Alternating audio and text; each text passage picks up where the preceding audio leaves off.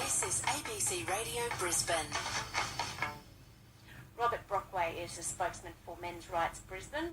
So I'm interested when you say, when we talk about domestic violence, you say the facts are counter to what you believe to be true. And yet, if you look at the rates of murder, if you look at women who are seeking shelter after being in violent situations, clearly it is, in a vast majority of cases, it's women who are the victims.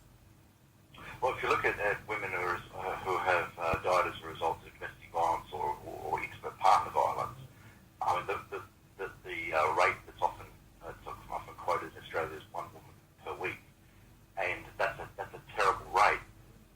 The rate of men who are dying as a result of domestic violence and intimate partner violence is roughly 1 man every 10 days. Where are you getting those figures from? Oh, that victim comes from the Australian Institute of Criminology. You're saying that 1 man in Australia dies every 10 days as a result of domestic violence? Absolutely, and I can absolutely support that with government data.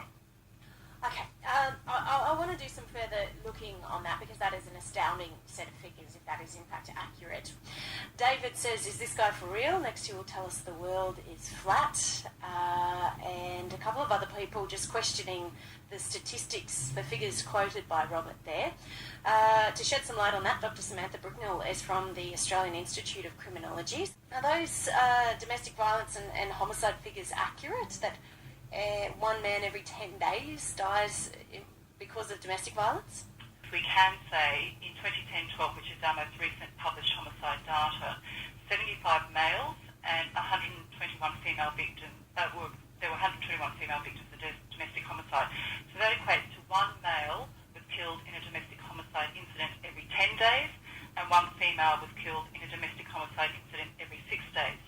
In this general discussion around intimate partner violence and domestic violence generally, there needs to be an understanding that boys and men are also victims. Dr. Terry Goldsworthy is from the Criminology Department at Bond University. Chris has just made the comment, men's rights activists lose their credibility with misuse of statistics. The statistics that are referred to, as I've heard Samantha say, are accurate, and there's actually a much longer study than the one that he referred to. It goes over 10 years, which validates the same type of trends. Irene says, men's rights rubbish. Your guest annoyed me. His stats are wrong. Irene, thank you. And we've just had the Institute of Criminology come on and confirm that the basis of those statistics were accurate.